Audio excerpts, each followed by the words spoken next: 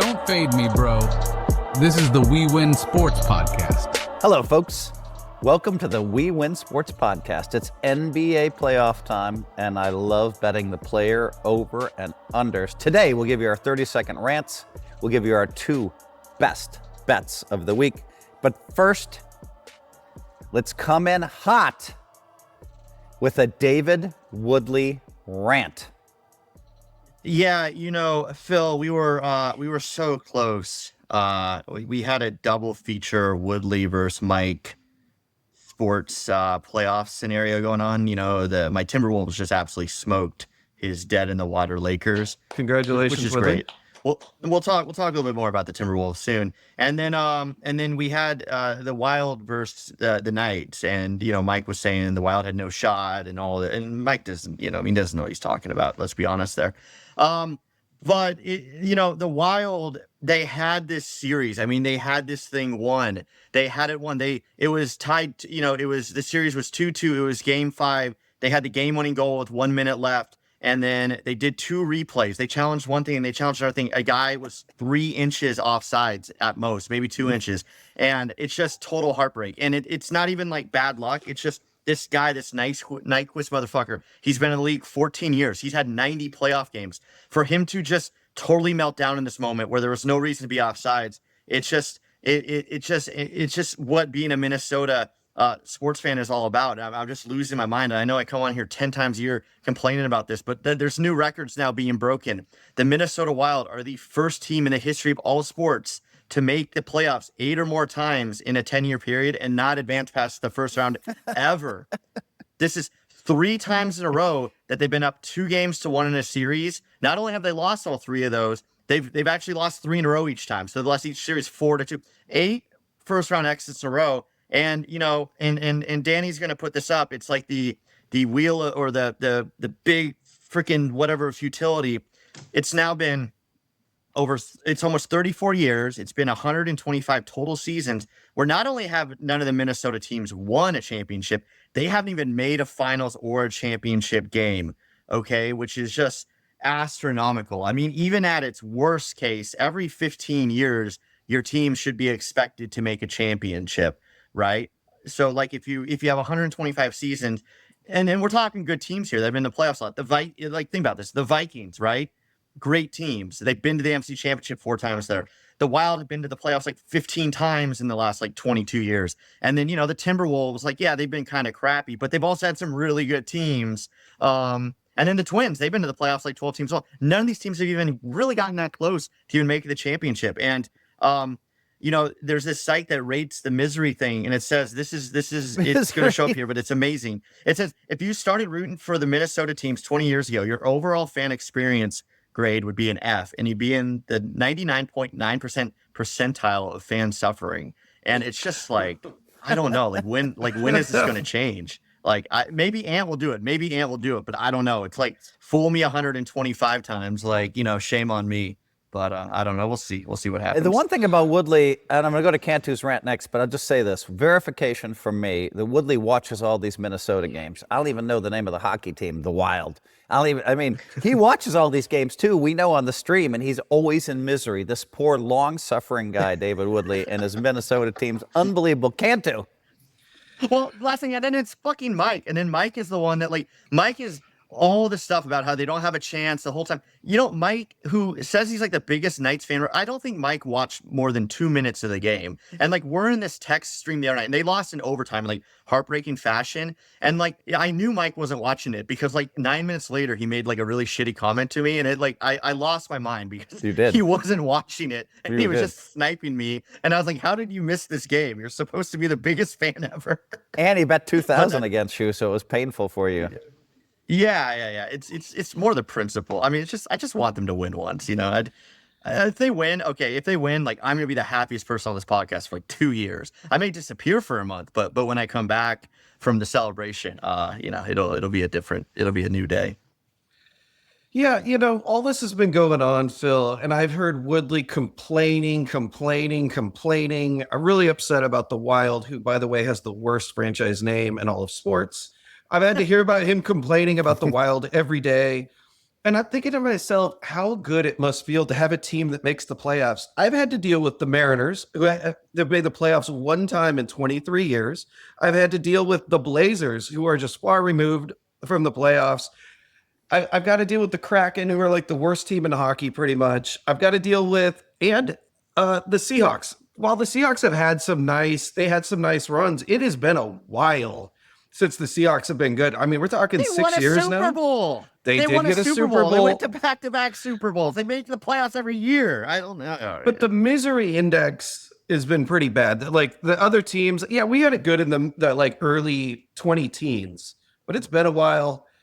I just miss being back to the playoffs. Now, my Mariners, I will say, are a half game out of best record in the American League. So there is something to be had. Setting you up for more misery. Yeah, but we just finished April baseball. I got to like be fair. So, Phil, I got to ask you I got to ask you about this contraption you have behind you. Is that a coffee maker? Can you show the people at home? So this is probably $100 million place I'm staying in. You know, But Phil, what about this coffee? Like that coffee maker actually gave me PTSD because one time I woke up in Vegas at a bachelor party needing coffee, and the exact same unit was there, and I had like a meltdown.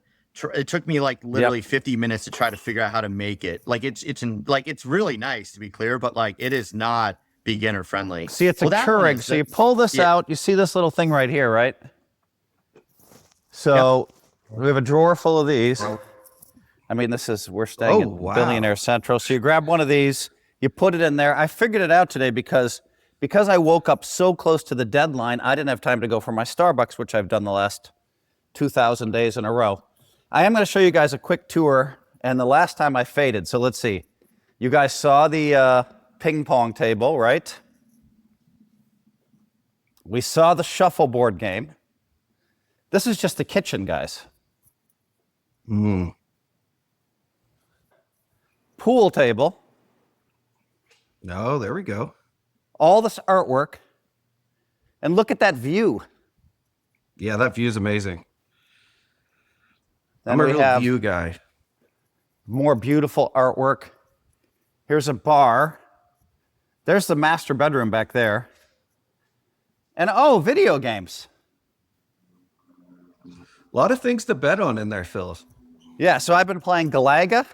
And, my morning coffee, because I wake up at 3 p.m. I'm just going to show you guys this last thing. It's pronounced Galaga. Galaga.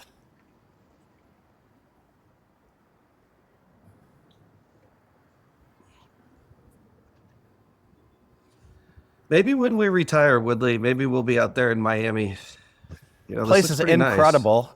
Nice. Now, then this morning I woke up. And my guy, Dan Fleischman, texted me. He said, hey, we have a yacht pretty close to where you're staying. And why don't you come out and hang out with us? And then I'm supposed to play poker with, I can't even tell you the names. But I can tell you I'm supposed to play poker with my all-in podcast, Chamath, Jason Calcanis, and those guys. Okay, so let's start talking about some games, folks. I have to bring up one more thing before we start about games. Hey, for those of you at our home are wondering, where is Mike Matusow? Because they've definitely got to be wondering. Mike was supposed to start at 12. He made us 27 minutes late. Now I'm looking at our text stream. He's hitting us back and he's telling his cats haven't eaten yet today and they're hungry. Like, Mike, can we worry about your cats eating at another time? Also, we have to tell the story. We have to tell the story about Danny, the editor. We're happy that you're back, Danny. Everybody say welcome back. And he's back, and he had to spend a little time in the ICU, and he had Dude, Danny had a heart attack, which is why we missed a week. Okay, Danny didn't mind. We got permission to talk about this. Danny's beloved in the poker world. Everybody loves Danny Egelhoff in the poker world. Everybody. And so he has his heart attack. We're all concerned. And Mike goes to visit him in the hospital. This poor guy is like 3 days after a heart attack. And Mike is screaming at the television. You can't make this up. And screaming at the television. I think Danny's like, the poor guy is like, must be like shivering in the corner. He's trying to sleep. He's trying to sleep in the ICU. Mike's screaming, gets yelled at by the nurse that this is the ICU. Everybody's sleeping. You can't be Like, you can't be stressing everybody out with your Knights commentary, you know? No, it was the Lakers. He wasn't watching the Knights. Oh, was it the Lakers? I don't. Yeah. Good God. Unbelievable. Danny wants us to say for him that that he did appreciate Mike going over to the hospital to visit him. So, and Danny, please, full recovery. I know you're on your way. I know a lot of the poker world's rooting for you. Well, all the poker world. Okay, guys, listen. My bet is Jimmy Butler over 21.5 points tonight. And, of course, they're hosting Houston. They really need that win. We're up 3-2. It's a closeout game. And, you know, I know that Steve Kerr rested the starters in the second half of the game. So Jimmy should come in at full strength. They're going to really need him. And maybe it'll be a classic playoff Jimmy game. That's my first pick. Guys, first of all, Cantu, what do you think of that pick tonight?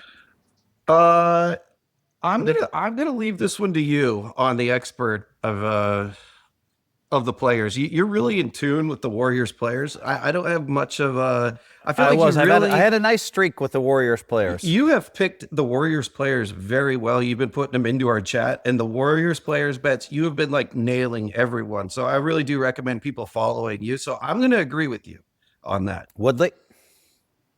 Yeah, I mean, I like it because they don't really have a lot of scorers. I mean, it's not like where else do the points come from? Like, if you think the Warriors are going to win, then, you know, it seems like the correlation.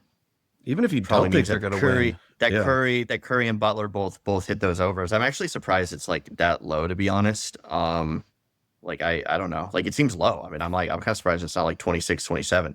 But I guess there's like good defense in that series and stuff as well. But no, I like it. I like it. And I hope I hope they do it. I hope the Warriors win because I really want a Minnesota Warriors second round matchup. I mean, there's so many like good storylines there, Phil. Yeah, like, we'll have a lot to talk about. Your top team versus my top team.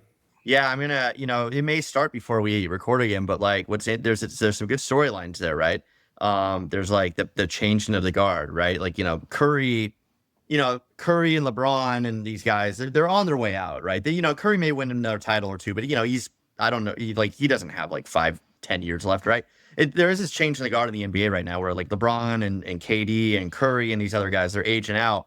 And like there's been a lot of talk on like who the next face of the NBA is. And like all of a sudden, like it's kind of Ant's like right there. So you have that. And then you have the Draymond hates Gobert, like hates him. And earlier this year, like Draymond was saying a lot of things about Gobert on his podcast and on like the broadcast and stuff. So like those guys are going to get probably 20 technicals between the two of them. And then you have Jimmy Butler. Now Jimmy Butler left Minnesota and it was like a mess. And ever since he left them, you know, he was on the Heat for a long time. Jimmy Butler missed the last like 7 or 8 games. Like he always just sat out. A couple of times were legitimately injured, but he kept sitting out. He kept kind of like ducking him a little bit, frankly. Like he really was ducking him. He can't duck him now. Like this is the first time they've played Jimmy Butler. And the last time he played them, Ant really did well against him. So it's going to be a really fun series that I hope happens. I think the Warriors are going to close it out. I think Houston's a good team, but Houston feels like they're a year away. And I'm just going to piggyback on this on my pick. I mean, I'm going to pick Golden State to win, to cover the spread. I think Golden State wins this by like, 8 to 10. What's the line tonight? He's had a good run. Woodley? 5.5.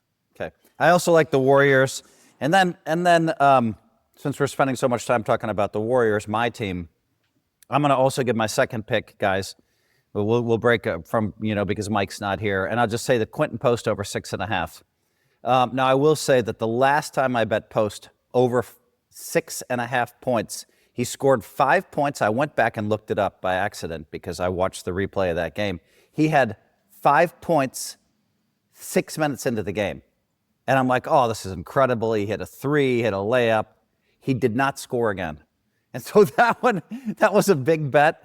And I'm going to say that I had the worst sports betting day of my life 3 days ago, followed by the second, not of my life, of the last 5 years, followed by the second worst sports day the very next day. I went 0 for 5 picking player totals. So, to the people at home that are having trouble struggling making picks it was kind of rough. And, I'm not a big sports bettor, but I managed to lose like 10,500 and I managed to lose 9,000. Now I've been on an incredible streak and that bookie owed me 50,000. But still, it's just 2 really bad days. And like, we say it in poker, when you lose a lot of money, you go to the poker hospital. So I started joking that I'm going to go to the sports betting hospital. And so, but of course, to our group, and I'm like, Mike, what's it like in the sports betting hospital? He didn't take the bait. Mike answer. is always there. Mike's always Phil, in the sports betting hospital. Why don't you tell us about that can't miss pick that Mike gave you? I believe it was the Miami Heat first quarter and first half. I believe game it was. 4. In game 4. Okay. So guys, I was stuck in Manistee, Michigan. It's actually beautiful there. I had the flu. And so I had this called influenza A, brutal to have. It had me knocked out for 8 days. So I knew I was coming to Miami next. So I'm like, all right, I'll just hang out in Michigan at this place, Little River Casino. It's nice there. I enjoyed my time there. But now because of that, I'm watching every NBA game, every game. I'm like Mike the Mouth Matusow. My wife is working at Stanford, my kids or whatever. And so I'm just watching games. And maybe that's why I got on a negative sports betting streak. But it partly started, I was sick. I'm going to blame the fact that I lost all this money that I was sick. But also Mike the Mouth Matusow is making this deep run in this tournament. That's 1.5 million online. And he's like, Phil, I need you to listen. And so I go on there with my son. And we're talking about hands after they happen. Always very careful. Mike's like, I have this. And I'm like, what would you do? And I'm like, I'll tell you after you act. And, and so, but he, to his credit, he played 2 full days in that, made it 8 minutes from day 2 and thousands of players. And Mike was playing really good. But he's like, I insist that you bet Miami in the first quarter. I insist you bet Miami in the first half. And so I bet them. And he forced you. Phil, you gotta do it. I said, no. And then I went, yes. So maybe he's the start of this losing streak. Do you know they lost by 30 points in the first quarter? I think it was 40-8 at one point, or 42-8 or something in the first quarter. It was something nuts. And Mike is like, I insist you bet. I'm deep in this tournament. I've been really hot on my sports betting. I insist you bet. And I'm like, if I wasn't on the phone, kind of reviewing his hands after he played them with him for hours because he needed me, then he sucks me into these stupid ass bets. And I just couldn't believe it. We just got smacked. That was record territory. I wasn't watching it. I pulled that up on my phone just to see, because Mike was telling all of us about it, and I pulled up. We had a good laugh in our group chat about 12 in the first quarter, and I'm just dying laughing. I'm 44-12. Phil bet Miami. Well, Mike, they would have covered if they had 32 points. No, 33 points. 32 might not have covered it. Yeah, you were only. Yeah, you didn't lose it. Yeah, it's funny when someone forces you to bet. That means you got a soul read on the game. You just know something. If you force someone and then that's bad. Yeah, and screaming and yelling at my son, you need to bet this game. You need to bet this game. Why, Mike? Because I've been hot. Okay. Whatever. All right. So guys, I gave Quinten Post over 6.5. I love this pick. It's a home game. I don't know if you've noticed this, but he's been open a lot. He's a 7-footer. He's hard to cover.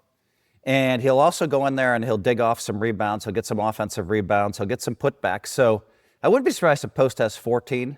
So that's my second pick. Cantu, since you don't follow the Warriors, I'll assume that you like it. I follow him. And then Woodley, any comments? You can comment, Cantu. I just like your player. No, I'm once again going to say the exact same thing. You have been red hot on specific players. I really do think the audience, that's a great follow. On the Warriors players. Woodley? Warriors specific. Yeah, so I'll take it. And it I wish it was it reminds me of, I think it was the NBA finals or the playoffs last year when we kept taking Maxi Kepler, but he was 2.5. All he had to score was 2.5. Yep. I'll never forget it. He was 2.5 every game, and he would hit a 3 in the first quarter. It was the greatest thing ever. That's right. It was so fun. That 2.5. So I was actually looking to see if there's any of these players that are 2.5 because you're all they right, do is make Woodley. one That shot. was so much fun for me, and that's why I started betting more. So I started betting 2,000, 3,000. One time I bet 5,000.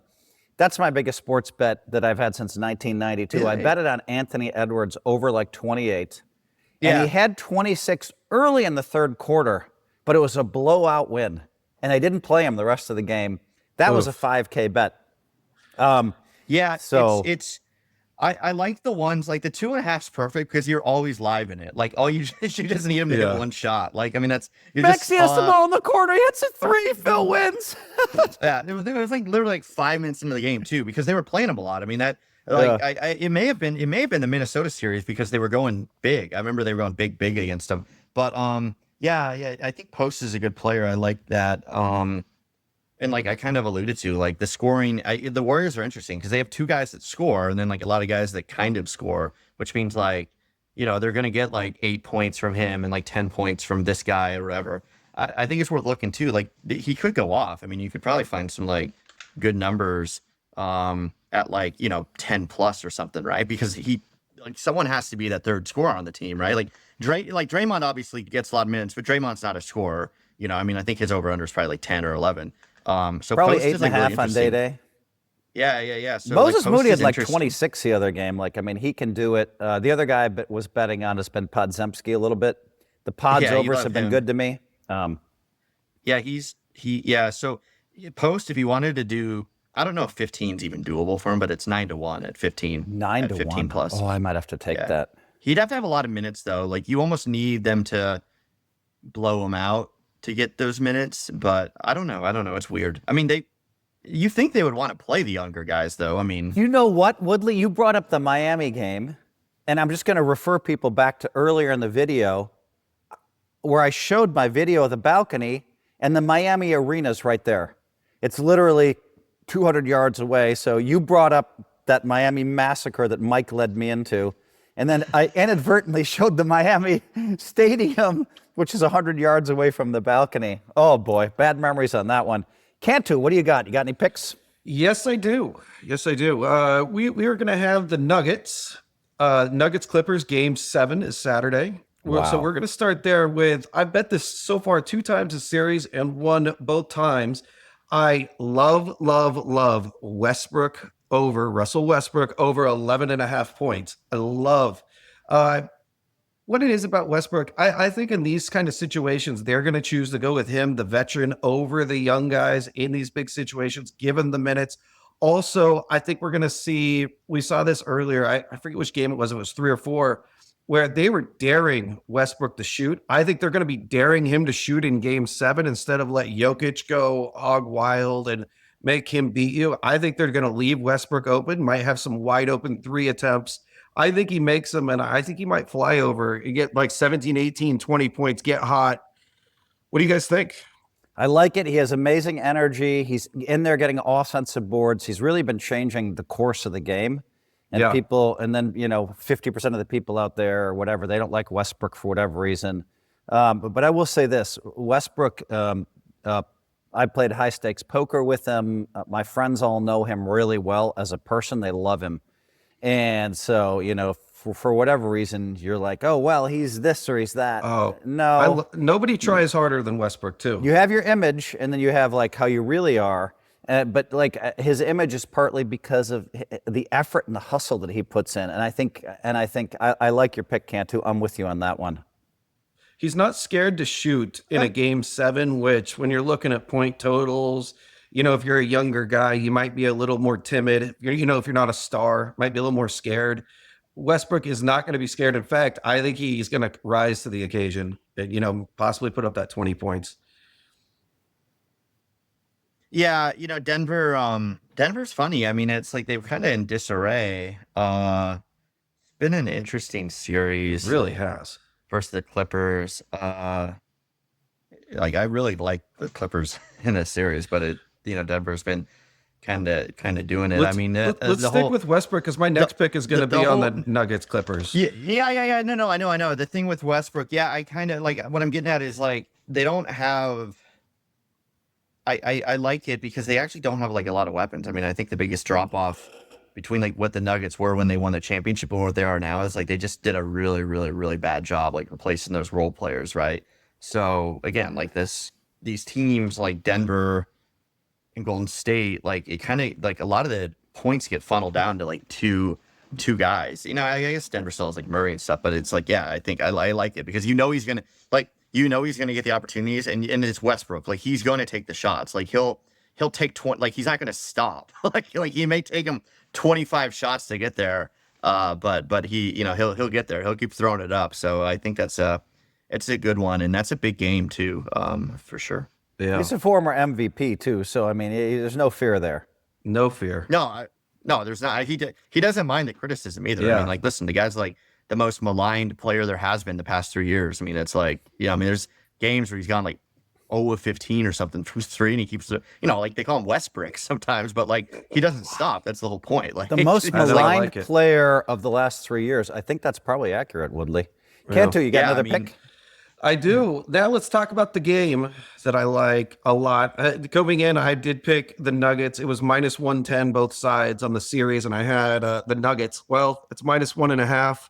I'm going to go a little bit different. It's minus 120. I like the money line. I do think this is going to be a real tight game. So I think I'm going to go money line minus 120. I'm going to go Nuggets to win. I think this is going to be. This has been such, as kind of Woodley was kind of starting to say, but such a weird series. It feels like when the Nuggets are up 20 or 25, it just doesn't feel safe. I don't know. It feels like the game is always within reach both ways whenever someone's ahead. I can't quite remember a series like that where some games they just played like pretty much tied or a few point difference the whole way. And then it'll be like 25 and the other team will come back up. It's actually been a fun series to watch. I love the Nuggets. I think they get it done. What do you guys think? I mean, I like the Clippers for this before this started. And I was like Woodley. I think the Clippers they've been just so much fun to watch. And then Kawhi Leonard, it seems to me like for 3 years, it's the first time he hasn't been injured. And so I'm going to say, Cantu, that this game could truly go either way. It's been a really fun series to watch. I'm going to pass. I'm going to throw in a quick bonus pick. Kawhi Leonard over 25.5 points. I'm going to bet that too. Maybe I'll get hot after this icy cold streak a couple days ago. I didn't make any bets yesterday, but I don't go to the gambling hospital. I'm Phil fucking Hellmuth. So I'm going to come out firing today on the Warriors overs that I gave you. And I'm betting Kawhi Leonard over 25.5 points. Woodley, thoughts on any or all of it? I like the Clippers. It's tough. I mean, it's like 1.5. It's basically a pick 'em, right? It's like a coin flip. It's gonna be a good game. I'm actually looking forward. Like, I hope I can watch it. Like, game. What time is it? It's not too like. Okay, so it's like tomorrow night. It's actually perfect. There's been a lot of life changes since we've been on this podcast. We had our third kid. She came a few weeks early, so it's like 2 weeks ago today. She was supposed to come today, but she came a few weeks early. But so like I have no idea what day it is or time it is. But so I was like, I want to watch this game. But what's nice is like at night, I'm kind of watching her at night, and as you may or may not remember, like babies when they're that age, like they're easy. You just hold them, you feed them and stuff. So I've been able to like catch up on sports at night because I'm doing the night shift while my wife's catching up on some sleep. So I'm actually looking forward to watching this game tomorrow. It's like a game 7. What else? What more can you ask for? I kind of like the Clippers. I think the Clippers are the much better team, frankly. And I know it's in Denver. I think they're the better team, and I think in a game 7 you kind of have to go with it. I agree with you. I think Denver, I think there's like a lot of, I don't know, like, Jokic, he cares. Like, he always tries really hard, but like he gets some heat, and it's ridiculous. They're like, oh, he cares more about his like racehorses and stuff. Like racehorses. There's like, I think that's his passion. You know that? Like, that's what his passion. I forgot about that. Yeah, it's just coming back to me. But yeah. Dude, like he like gets annoyed that he has to like stick around for like the championship parade. Like he just wants to like go home and like be with his racehorses, right? Like basketball, he literally says like basketball is my job. Like it's but he does care. But he cares. He cares. He tries hard. It's his job. He tries hard, but there's something a little bit there that I think that like the Clippers just maybe wanted it a little bit more, and then I think that goes across. Like the Nuggets just fired their coach. They're going to kind of revamp for next year.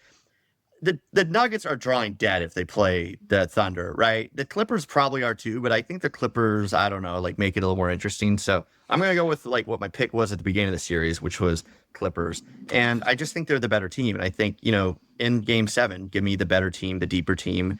It's going to come down to Harden, though. I mean, and it's like Harden. Oh, you has brought had a up rough, Harden. All right, let me do this. He's had a rough game sevens. You guys need to one-word answer. Cantu, will Harden show up? No. Woodley, will Harden show up? Yeah. And then I'm just gonna stay in the middle on this one. But Harden, listen, I don't know if he had over 20 points in the first half yesterday. It was a home game, but he has. I watched Harden a lot, especially in the past, and it feels like there's times he has not had strong playoff performances. That's all I'm going to say. I feel like there's a lot of pressure on the Clippers, especially in this game 7. If they would have lost in 5, not as much. There's a lot of the Clipper guy like Harden, a lot of pressure on him. He hasn't really done much in the playoffs. I think that pressure is going to be a big difference. Playing in Denver is what I really like. That the air, we always talk about the mile high air. I think the home court wills them to victory. I don't believe. Cantu, you think back to Kawhi hitting that shot for the Toronto Raptors, not in the finals, in the semis where the ball hit the rim, and went in. And I'm thinking to myself, if they need a shot like that, the air is just a little bit off. He might not hit that shot. Yeah. And Denver. I really think that, Jokic playing in that air for so many years, there's a lot to it, how to preserve your body. And I just feel like they're going to get that lucky bounce at the end. I think it's going to be a very close game, though.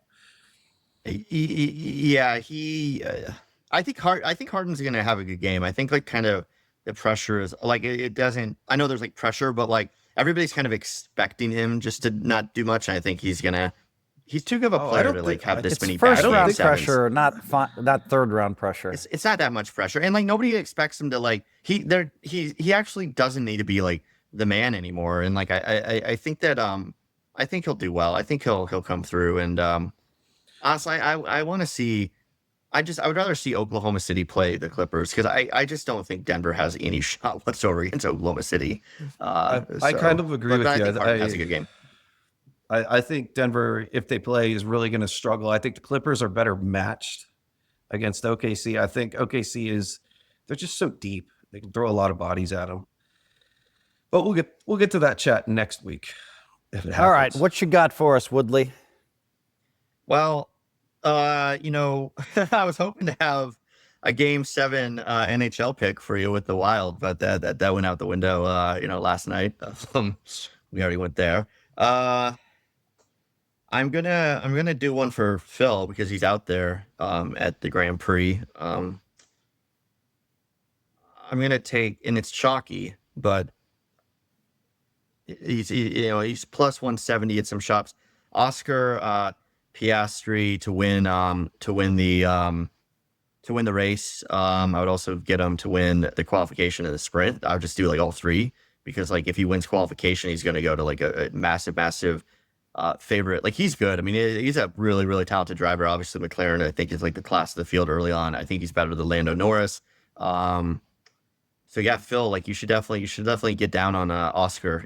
It's chalky, but in F1, what you find out is the chalk wins a lot. In F1, these guys, the cars, F1's a fascinating sport where there's a clear delineation in the cars, right? And each race, there's literally probably only 2 guys that can legitimately win. 3 now because you still have Max there. But a lot of really, really, really, really, really random stuff has to go wrong, right, in order for one of these guys to lose. And then you're just yeah, he's the better driver. He's the best driver. I think he's won 3 in a row. Why overthink it? So yeah, Phil, you should when you're down there, you should throw it on him because I know you're going to be at the race, which is a great segment. And I'll let you guys answer this too, but this is a great segment because Phil, Phil's down in Miami. He was hanging out with the Edge Boost guys and all that. So I'm going to do the quick shout out. And I know Phil wanted to say a couple things. Let me say this about the Edge Boost. So I met these guys. Let me just say this, Woodley. I'm going to load $300,000 onto the Edge Boost card myself personally, maybe 500,000. All the poker players are probably going to end up loading money on this card. But this card, it's a card that you take. I can bring it to the win. I can say, give me 50,000 in cash. They'll snap hand it to me. I can bring it to the Aria. Give me 50,000 in cash. They'll snap hand it to me. I can take it to any casino in the United States of America and ask for $50,000, they'll snap hand it to you. Now, the casinos love this product because rather than like, oh, what's your name and filling out all this bullshit, they just see the card, they see the ID, and the money is yours. Now, I can take that, I can cash in my chips and say, put it back on my card, snap goes back on my card. I can then take it and I can go to Bet Rivers Casino, legal in 14 states and a bunch of different countries, and I can press a button and 50,000 snap goes on that site. And the reverse. So no one's ever seen anything like this. The regulators love this because they have all the bullshit they had to deal with in the past. The banks love this because now it's just a dedicated gambling card. And so it's kind of ridiculous. All of the slow processing that we've had to go through and endure for years, they have this fantastic solution, Edge Boost. You mentioned the WSOP thing, so I'm like putting together that whole kind of strategy for out there, and it's cool. I mean, like there's actually a couple of announcements there. Like one, we're going to be sponsoring at least 10 to 15 players throughout it for various events and stuff. Like Cantu will be one. Myself included. Yeah. So Edge is going to be all over the place, right? And we're working on opening like a dedicated lounge for players. That if you're an Edge Boost holder, you can come and hang out in this lounge, get some free drinks, get some food.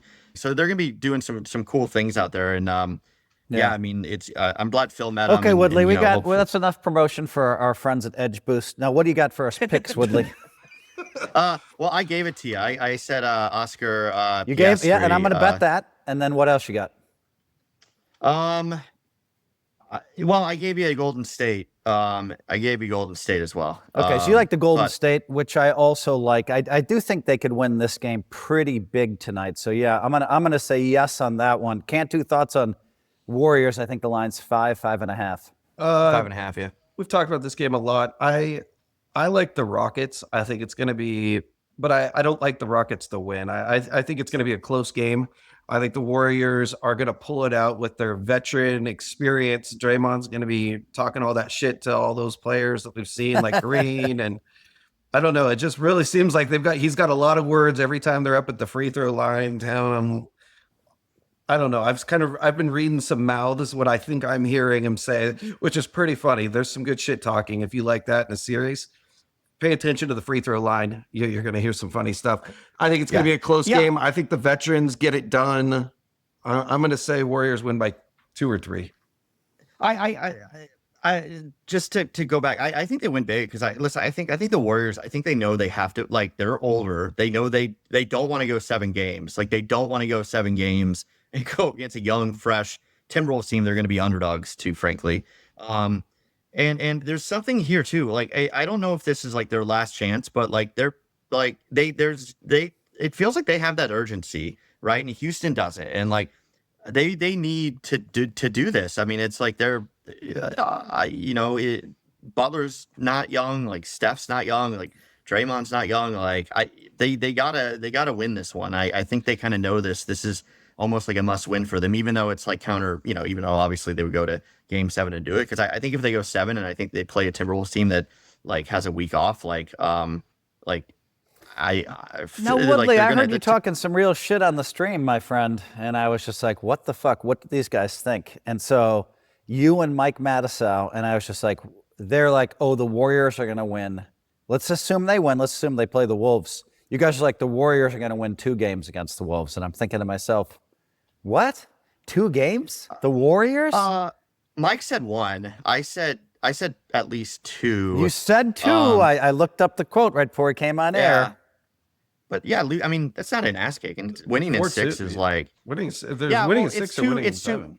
It's 2 because Minnesota would then win game 6 at home. Like either Golden State wins 2, or Golden State wins in 7. Like, right, because like the Warriors, that game 6. The Warriors are going to show the Timberwolves what a long series looks like and what defensive adjustments, which you can't make day to day in the NBA. You cannot make them day to day. You play a team, then you play the next team, then you play the next team. Now, if they win this game tonight, they're going to spend a couple of days studying film. Draymond loves it. Steph loves it. I talked to those guys. Kerr loves it, and they're going to figure out a way to cut some off. Now, you watch this series, and you watch the way they're covering Sengun, okay, and I pronounced his name wrong, but this kid, they just let him go in Game 4. But that meant that he scored layup, and it was frustrating as a fan to watch until you understand the reason why they left him one-on-one and Draymond was out of the game, because they didn't want all of the three-point shots, because they wanted to force one guy to take a bunch of layups and see if they could stop him. That's a great defensive adjustment. I don't see every team going that length. Usually they give up after the Sengun scores 8 points in a row. Teams give up. They're like, oh, we're going to shut him down. And then, bam, there's a wide open three. The Warriors are very disciplined. They had the best defense in the league for a while with Jimmy Butler this year. And I think they're going to show the Timberwolves what it looks like in a 7-game series. I think they're going to take away a lot from the Timberwolves. And the reason the Warriors kept winning is because they're a very, very, very smart defensive team. So no, the Warriors are not going to win 2 games. They're going to win 4 games and win the series. Minimum 3 games. I mean, listen, it's the Timberwolves play good defense. I mean, they have McDaniels. I mean, the Lakers aren't amazing, but like they ran the Lakers out of the gym. They ran LeBron James and Luka out of the gym, right? And I'm acknowledging that the Warriors are a better team, but like the Timberwolves, they beat the defending champs last year in 7 games too. They went to Denver. I mean, they guarded the hardest player in the world to guard, which is Jokic. Like that guy's unguardable.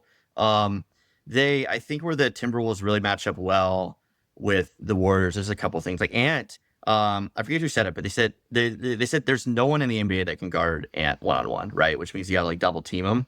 And then what happens there is the Timberwolves have so much size. They have Gobert and they have Julius Randle, who's been scoring like 27 a game, and then they have Naz Reid, who was like the 6th man of the year again, right? So you got these 3 guys that are 20, that are over 7 feet. Naz Reid's like 23, so he's like fresh. They got this nice size there, and then they have McDaniels, who is one of the best defensive players around. So they have the defensive. I think where the Timberwolves. Don't forget Gobert. He was defensive player of the year. That's what I said. Yeah, Gobert too. Yeah. But they have like 3 bigs, right? And I think they've really utilized the size, especially against the Lakers, who hadn't had size. I think the Golden State, and Mike says this all the time too, and we always kind of roll our eyes, but I think he's kind of right. Like I think where Golden State is going to struggle in this matchup is they don't have the size. Like, yeah, you have Draymond, but like, how do you cover the other 2 7-footers? Like Draymond can only. I mean, listen, Draymond and Gobert are going to be like throwing haymakers at each other the whole game, right? Yeah. Like that's just what's going to happen. You know why? One reason why is because they're always up for Defensive Player of the Year. It was always the 2 of them for years and years. So that's part of it.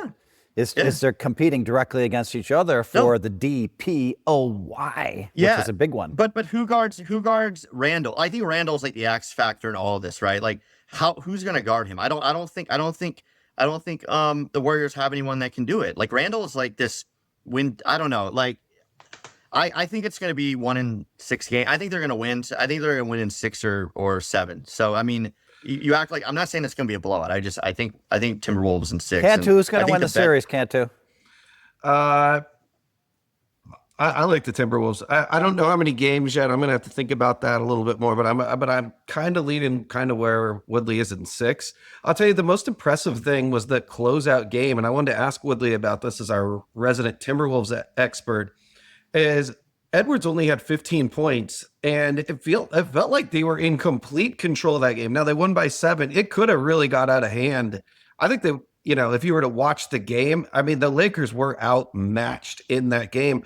I mean, it was real. I know Gobert scored its 27 points, but still, I thought he was going to have to score 30 for them to win the series. I was wrong, and it was pretty incredible to watch that he didn't even have to do much, and the talent around him got it done. What do you think, Woodley? Yeah, I think it's a sign of like the maturity of his game, because he played really good defense, and they kept showing those highlights of him talking trash to LeBron, and he's shoving LeBron, and LeBron has 80 pounds of man muscle on him. Ant's only 23. I mean, that's a crazy thing. So you've seen the maturity of it. It's funny, and it's actually vindication. And I wish Mike was here, because this whole year, even when remember we picked Timberwolves 70-1 like futures like several weeks ago, and Mike was laughing about it. This is why they made this trade, right? They like I said all along, they didn't trade Cat to get rid of him. They traded Cat because they said, you know what, we either can keep Cat and all this, or we can trade him, get some assets back, and keep McDaniels. And McDaniels had an amazing series. He had like over 25 points, 2 or 3 of the games, and he played great defense. He kept Luka and James somewhat in check when needed, and then Naz Reid, who's there too. But yeah, I mean, so that last game, like the Timberwolves could not make a 3 to save their life. Anthony Edwards didn't do anything. But what happened is if you watched it, like they were double teaming him a bunch, which left Gobert wide open, and then it left Randall wide open. So that's kind of it. When you're doubling Ant, which they were able to kind of do last year, right? That's what the Mavericks did. And the problem with the Timberwolves last year is Cat had a terrible series against Dallas and all that as well. But now they have like enough weapons there. McDaniels is taking that step forward. Ant is getting better when getting double teamed. Like he doesn't look like a deer in the headlights as much. He was. I mean, I guess he was 5 of 19, but but they weren't bad shots though. I mean, if you watch it, they weren't bad shots. I mean, these are shots that even when they're contested, he makes more and more. That game 5 closeout was the most encouraging thing for me because, like you said, Ant had a terrible game. It was at LA. LA's on the ropes. Like Shaq and Luke actually played pretty well. And Ant gave him nothing, and you're like, okay, like this now feels like a team that could actually do it, right? And again, I like Danny should flash up that thing right there that shows like 124 straight seasons with no championship appearances, right? Like Woodley drinking the Kool-Aid again. But it's a full complete team. It's a complete team. I'll tell you one thing: if you watch our podcast, I gave you the Warriors at 62-1, and we gave the fans listening the Timberwolves at 70-1. What does that mean? If you made those bets, I also gave him. I have the Timberwolves to win at 150-1, and to win the West at 60-1. It kept going the other way. Insane. Yeah, I got 150-1. So we gave. I don't know. Did you give that on the? Did you give that pick to the viewers? I gave it out right when I made it. I gave it out to the podcast, and that was when I gave the whole speech. Remember when I went over the 15-game stretch where they're breaking down, where they had played all these tough teams, and they were left with. Their schedule was brutal until the end. And then they finally got all I'm saying is this, guys. With those 2 big picks we gave you, there will be 4 teams left. Okay. One of those teams will be the Warriors or the Wolves. And we gave them to you on this podcast at between 60, 70, and 150-1. Yeah. And by the way, one of those teams can easily beat the Thunder. So, but it would probably be a good time to start hedging. I don't know about easily. I don't know. I think they could. They could, not easily. That's so you guys. So you guys will be stunned. You'll be stunned if somehow the Warriors beat the Thunder 4-2. Not stunned. I don't think it's be easy. 4-2. Like you'd be stunned, right? Like you have to go at least 7. 4-2. 4-2. I would be pretty surprised. I would be surprised. A couple of years ago, everybody said, "Oh wow, it's the Warriors versus the Mavericks." Oh, the Warriors won that series 4-0. And no one was like, no one in the world predicted that. That was 2 years ago, 3 years ago, or whatever it was when they went on to win the championship 4-0. Yeah, I mean, it's possible. I mean, OKC though, I mean, man, they're tough. They got it kind of all. You know, the thing about OKC too is they play dirty. And it's not really a knock on them, but like, I don't know where the leaks are on that team. Like I don't know. It's tough. Like I feel like garbage time's the best. When everybody's resting that's the best time for OKC. They're so deep. The one thing OKC I heard doesn't from have, some of the smartest players, I'm not going to mention names, in the NBA that Oklahoma's offense is a little bit one-dimensional. Was the knock that I heard, and I heard it's going to show up in one of these 7-game series. So. But first of all, you have to have a team so it could be in this next round. So I would not be stunned if either the Clippers or Denver actually beats OKC. It's not going to stun me because one of those teams, because if they are too one-dimensional, it will show up and it will show up big time. I would be floored if Denver beat them. I don't know. I don't know how Denver, I don't know. Like Jokic I think would it's have a to put bad up 60. matchup. Jokic would have to put up 60 every game, which he could do. He but might. Yeah, I feel like if there was like a prop to be like, will Jokic have 300 points in a series, The Nuggets, I just don't think are deep enough. They're not a very deep team, and this feels like it's like the last run. For some reason, to me, it feels like this is the last run for the Nuggets. I don't know. Does it feel like that to you guys? Yeah. The other thing too is like, I want to talk about this like these first rounds.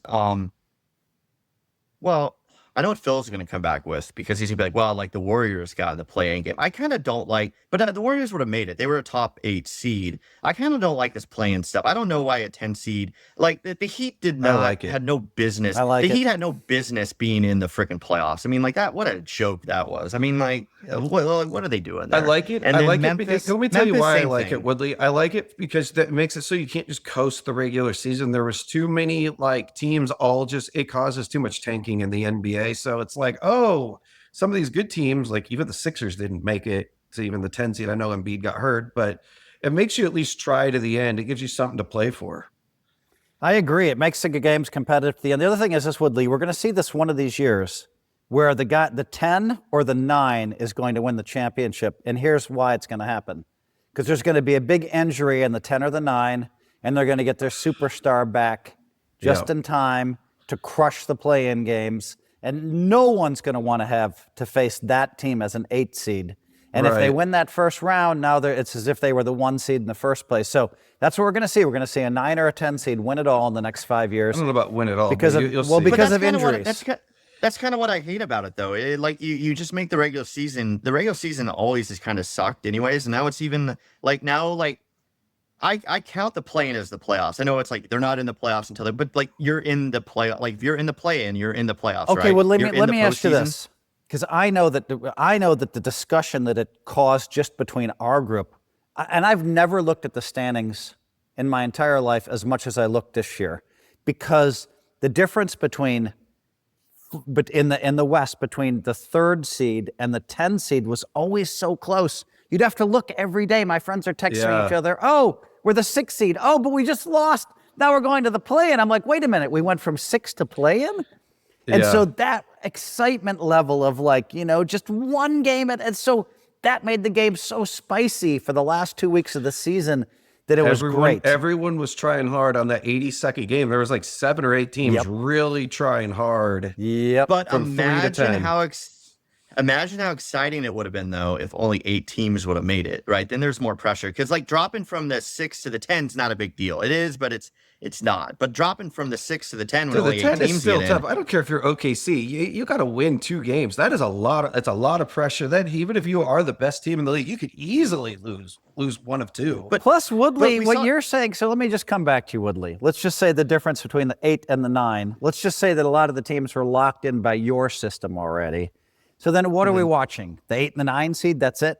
Whereas the last 2 weeks, we were all watching the 3, 2, like the 10 or 11 seed. It was just so exciting to watch. And so I don't know how you can possibly come back and say, well, it's going to be more exciting to watch the 8 versus the 9 seed. No. Yeah, there's not much difference. The whole seeding thing, I don't like. They floated this idea, and I think it's actually going to come to fruition because eventually one of these teams, like you said, is going to be the 10 seed, right? And they're going to get in as the 8 or whatever it is, and they're going to play the 1, and they're going to like stomp the 1. Like they've been talking for a while about and I think this is what they really should do because it makes it so much more interesting. It's like if you get the 1 seed, the 1 seed should be able to pick who they play. Then the 2 seed picks who they play. Like I like that a lot more, and that creates a lot more drama because like the seeding again doesn't matter. Like. Yeah, the Lakers were the higher seed than the Timberwolves, but the Timberwolves were clearly the better team. And like, you think the Lakers if the Lakers had the Lakers got the 3 seed, right? And they earned it. The Lakers wanted to pick to play the Timberwolves. They would have picked to play the Clippers or the Nuggets or something. And so like, I think we're going to get to this point where these teams do it.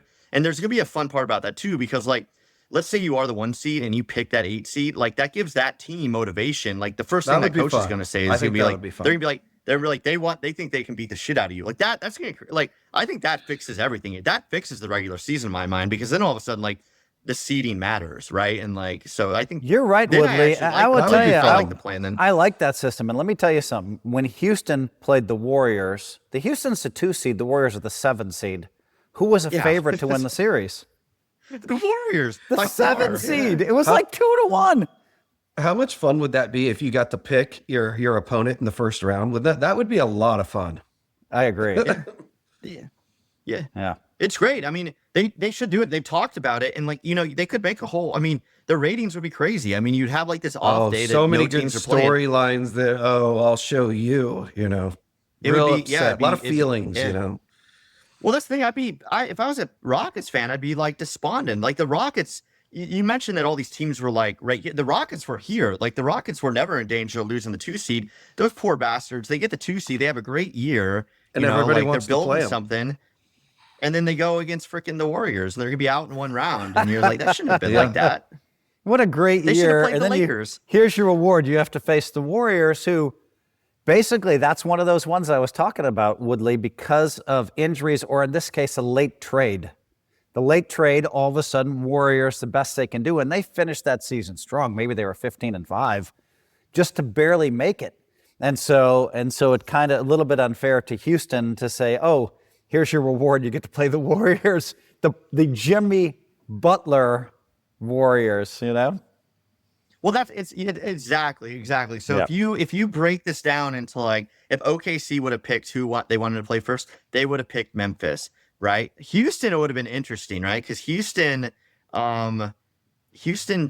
and it's really cool if they could pick anybody. Like if they could be like, we want to play the Lakers. Like that would be even better, right? Like I the think Lakers you might have a it 3 top seed. 4 protected, and maybe bottom 4. I don't know though. I don't know. I think it's even better if you don't protect the top 4 because you could then steal home court away from one of these guys. Like I actually love the idea of that's just the problem. picking whoever you want. You'd hate to see him pick the 2 because, just so we could, I don't know. Hey, you want a home court? You should be the 1 seed or the 2 seed. Like I have a quick you earn rant it. if you guys want to hear it. Let's go. Okay, this is my rant. I'm here in Miami, landed Wednesday night. Okay, now I was on this airline. I guess I'll just mention the name of it, Contour Airlines. Okay, so I checked my bag in Manistee, Michigan to Miami. It turned out that I was supposed to pick my bag up at the terminal in Chicago. I've never been on a domestic flight before where they're like, oh, you need to pick your bag up. So I forgot to do it, didn't know I was supposed to do it, apparently. So now I'm in Miami. It's Friday.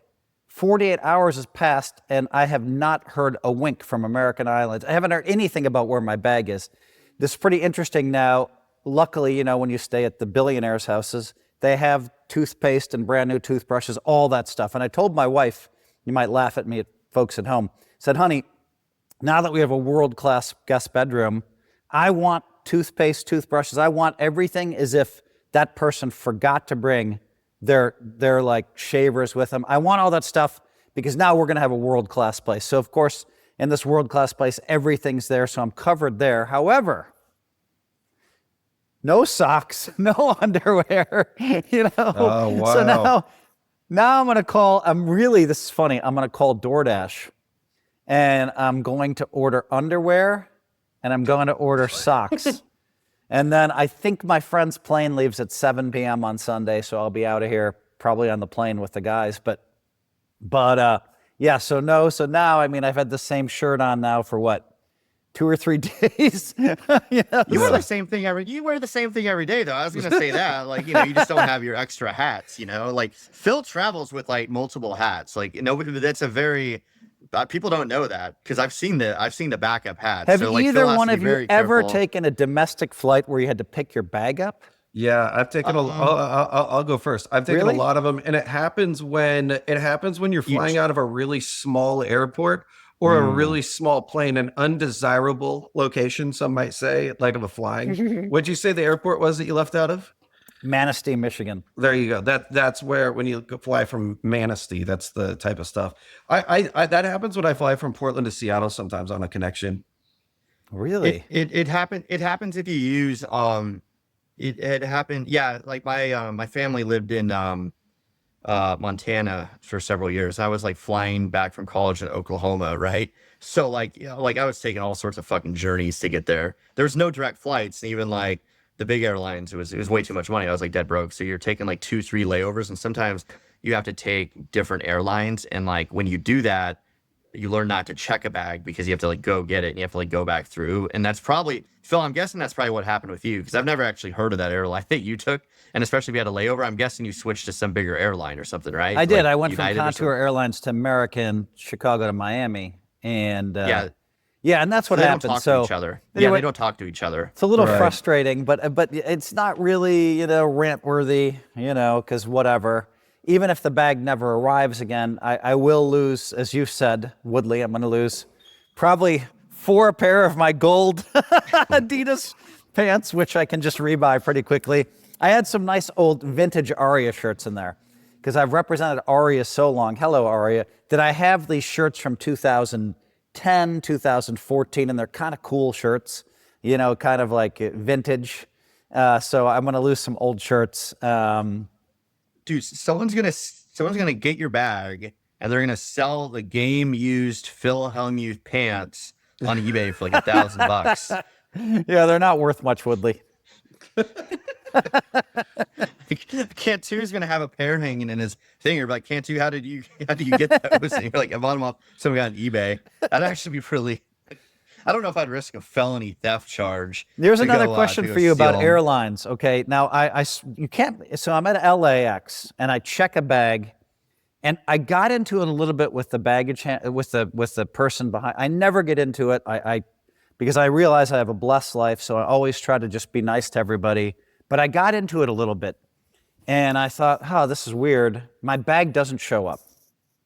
And a month later, it's not there. 2 months later, 3 months later, about 9 months later, they're like, we found your bag. And I'm like, what in the hell? 9 months. 9 months? You can't make this up. So I got the bag back and, I didn't have anything valuable in there. There's nothing valuable in this suitcase. But now I'm kind of wondering what the over-under is on when I get my bag. I have a feeling it's not going to show up in Miami because I Phil. looked at my... Phil, I got a brilliant idea for you. This is what I've started doing. I put Apple AirTags in my luggage, so in my backpack and in my suitcase. Yeah, I've got Smart. I actually caught one of my bags on a different airplane one time. I'm like, why is it on that Really? airplane? Yeah. So that's a good idea. And then Woodley or Cantu, have you guys ever had a bag like we've all had bags not show up? What's the longest length you've had? And it could be annoying too if you're on a vacation in Hawaii and you have some stuff in there. Probably 3-4 days. I was in China. I minored in Chinese in college, and like my last summer before I graduated, I went to China for I think like 5-6 weeks. And like it was one of those deals. I missed like the connection. I made the plane, but like the bag never made it. So the bag was literally following me around in China, because I went to like 8 different cities. So like it kept going from city to city and city in China. And like I spoke enough Mandarin to like kind of figure out, but it kept getting delivered to all these hotels I was no longer at. So basically, I think Oh, that's 4 a weeks. nightmare. And I was like on the phone like every day trying to find it. And again, I was in college. I was like broke, but China, you could buy like $1 American would literally get you like 12 pairs of underwear and like a bunch of t-shirts. So I have all these like cheap Chinese How t-shirts. long did you say, Unfortunately, I think Woodley? we got rid of them. It was like 3 to 4 weeks. 4 like, weeks? before I got it back. Wow. I mean, Phil, it was following me around. Like the thing was like going at like from place to place to place to place in China, and like these it's tough. I mean, it was insane. I don't remember actually how I ended up getting it back. I kind of like wrote it off, and then like one day it actually caught up to me at like the right hotel, and it was like a godsend. All of a sudden, it was like like fresh clothes and everything else. But I was 21 at the time, so I was like, it was very easy for me just to like buy like cheap Cantu, clothes. what's the longest? And go run around. What's the longest it took your suitcase to catch you? 3 or 4 days, I'd say. Not that long. But Not too that's bad. Why are you just checking a bag anyways? Phil? Like, you Well, travel It's a a lot. 2-week long trip.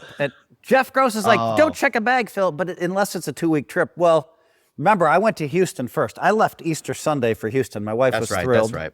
Filmed in Houston. What I didn't know is I got influenza, okay? And then I had to go to Manistee. When I landed, I told the driver, I said, take me right to urgent care. So you can't make this up. Thursday night, I went right to urgent care. I arrived and I had all these fans there. This Dr. Wynn was a fan of mine. Scotty Wynn, baby. And then like these other radiologists came and found me, and I didn't mind. It was great. And I had a lot of fans there, but turns out influenza, flu A they call it, and so. And then Woodley, then I went to, then I flew to Michigan, and I spent 4 or 5 days there. And so now I'm here. It's been, since Easter Sunday. So it's been 12 days on the road already. So it's a little harder on those trips to bring just carry-ons. Well, yeah, because then you would actually need to do laundry and stuff, and it's a whole pain. That's a whole pain. I like a fan too. I like bringing my fan, my noise maker. I have one of these noise makers. And so no matter where I am, I have that thing on, and I just sleep better with the noise maker that's in there. I think you need a personal assistant. Like I was going to be like, you should actually tell someone in Chicago to pick up your bag and like come out, and like the prize could be like they get to play poker with you or something. I bet you would find people actually. I did not call Contour Airlines yet. So it's 48 hours, but American says, every day they text, we're looking for your bag. Okay, great. So, I don't even know. I don't know if it's even going to help to call them, but yeah, the next they have time. the best people on it, Phil. Yeah, it might be 9 months. Like, honestly, you may, I don't know. This is 9 months. It's pretty what do you, over under Woodley, when over-under? Phil gets his bag, over under Woodley. What's today? Friday. I'll say next Wednesday. So I think 7 days total, Wednesday to Wednesday. Cantu? I think when you make the phone call, you'll get it done. I think it does make a difference calling within like 12 hours. I don't think Phil will call. So if he doesn't call, it could be a long time. But I saw the tag put on. It did say Miami, which is why I didn't think I was supposed to pick up my bag. And then also I had somebody drop me off from the casino, like this really cool guy, Johnny, an executive there. And I was talking to him the whole time. So maybe if she told me I was supposed to pick up my bag, I missed it. But geez, so whatever. This is not even worth complaining because I literally will DoorDash socks and underwear as soon as we're done with this podcast. It'll arrive and I'll be fine, And of we should course, put a new bounty shirts. on your. We should put a bounty on your bag, though. A fan can pick it up, and you give them they can keep the pants if they give you the suitcase, right? Guys, we missed Mike the Mouth, but I think it's amazing how three of us seem to have a little bit. I've noticed the three of us seem to have a little bit better flow. Yeah, Cantu does not get interrupted. I don't get interrupted every time. He Poor intentionally Cantu. interrupts me. Like it's so weird. It's psychotic actually. Cantu says he's like, let me make sense of this. The Denver da-da-da, and Mike's like, da-da-da-da-da-da-da. And then Cantu's like, I can't handle being talked over. This is what Mike does to me. So let's just say I have a stat like, Michael Porter has had a 3-pointer in 152 consecutive games or something. And I'll be like, Michael Porter has had a 3. Michael jump in. Yeah, he's had a 3 in 152 consecutive games. Like steal my stat or something that I've been talking to Mike about before I came in, or just whatever the stat is. He'll always beat me to my stat. Like it's Our boy really funny. Mikey.